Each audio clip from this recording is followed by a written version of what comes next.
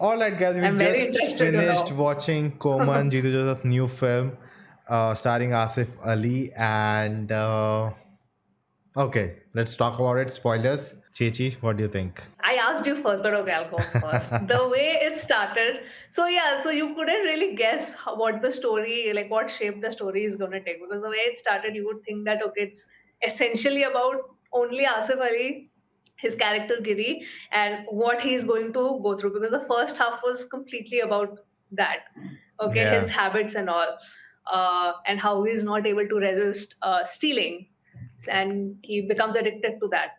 So the way the interval block was, you would think that okay, second half would be him trying to escape, either escape the situation or him trying to go into the, because that's what we guessed. Like I told you, he'll probably go into the darker side, and you said no, he'll probably surrender himself, and something will happen.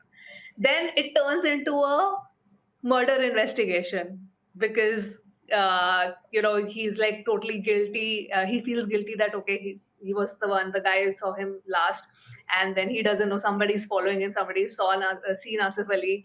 So it completely turns into that, and then it completely goes into another angle of superstitious beliefs and rituals and all of that. But at the end, obviously, we know that he has still not gotten over the urge of stealing from somebody. So it was like a total. I was like, I couldn't have predicted anything here. Like what I was thinking, how the story would go. Well, after like 15-20 minutes, it used to take a completely different turn, and I was like, okay, oh, now we're going there. But then, when the superstitious angle came in, you were saying that I hope it's not that, but I hmm. was like, no, but where would they go after this? Like it has to be I this think once only. they gave that exposition, 2 minute long exposition about that, I think they wouldn't just put Yeah, it then as a general disclaimer for audience and then move on with their correct, plot, right? So it had to correct, be that correct. only, but But I don't think uh you're a fan of it. so I have multiple, thoughts. So you said, right, it's not predictable. So my question to you is that not being predictable, is that, it keep you hooked, or it was like you don't know where the story is going. It was because it was not, you know, written that way that, you could understand, okay, how the progression of it. So is it like, oh, Right. it was, keep surprising you, or is it just progression wise, you don't know what's going to happen? I think it's a mix of both, I would say, because uh, in my brain, I'm like, okay, where could this go after this?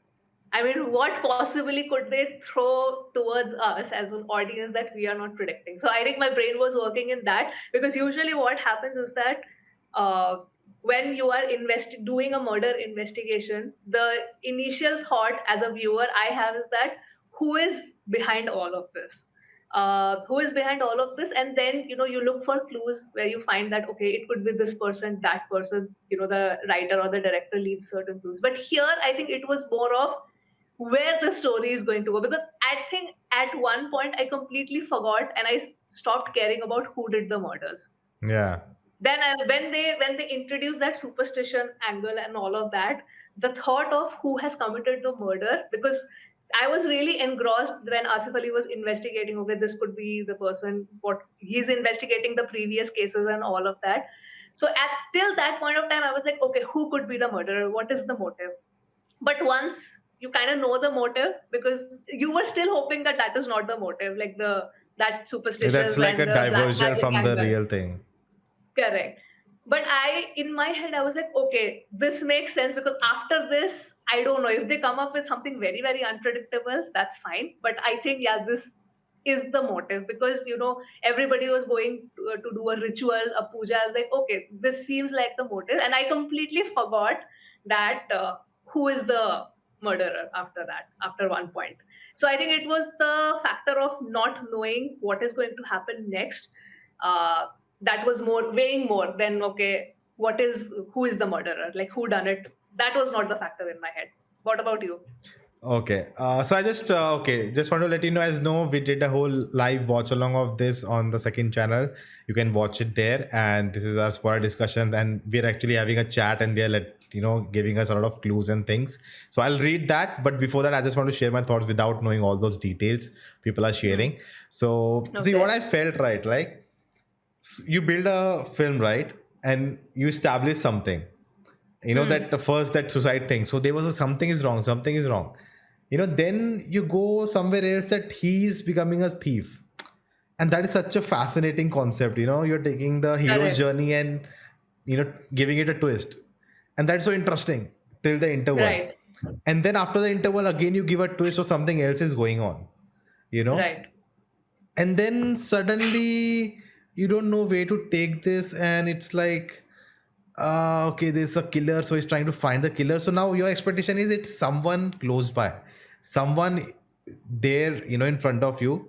And that was the case at the end. But the moment you bring in this suddenly a third out of the way element, right, in the story, like, it's not wrong, it gives you a good message about superstitions and all.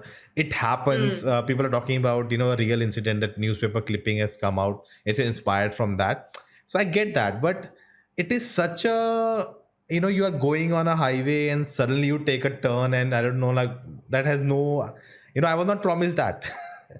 I was not, so I always talk about Civil War, Captain America Civil War, that I love that film, how it made me think something and then totally, took a side turn. And that side turn is good because it's in the scope of the story itself.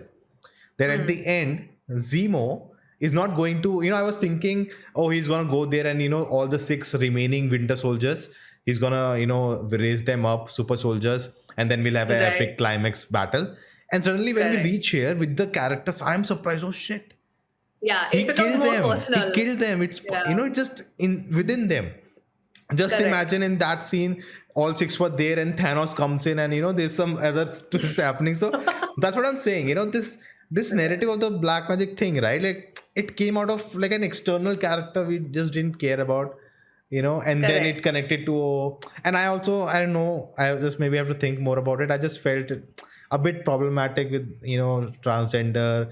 I guess they are trying to give a message with that, but it's kind of, creating more superstitions and taboos about, a black, like a transgender and all the, maybe it's a real history that there was a temple, there was a tribal, community which did these things.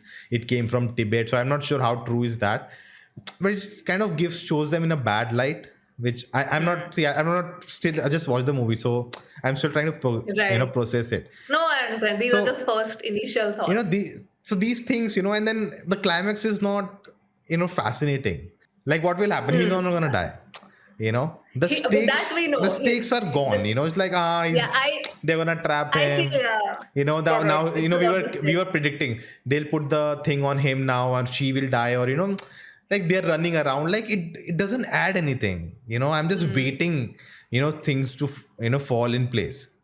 I know the ending of it, right?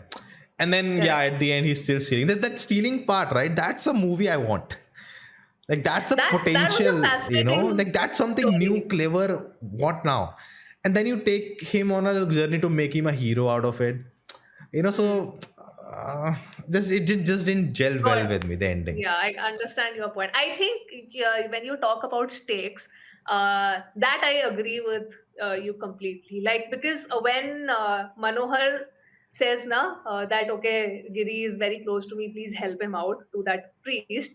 And Giri asks, okay, please give me your number so that I can connect with you. And Manohar gives the number. So that's the moment you figure out, he's the guy who has been sending the clips. So the mystery is already taken, and you have the entire climax left after that. So I think the big reveal was Lakshmi. Yeah. That's where. Oh shit. Oh no. What happened? Chechi, you there? This is a twist. This is the twist.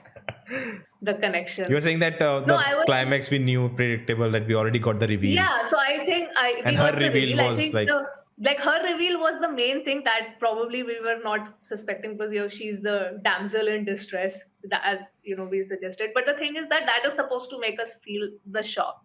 But it's not shocking enough. Because they never established the relationship, right? Like, just looking at marriage, and just that it's like, I don't care about it. Oh shit, it's the one I liked.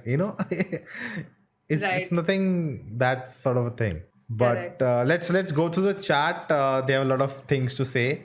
So guys, that was part 1 of our discussion. You can check out part 2 here on I Just Reacted Review channel. And there were some interesting topics we talked about, like a sequel to this film. Will this film connect to Drishyam 3? All that. So go check it out.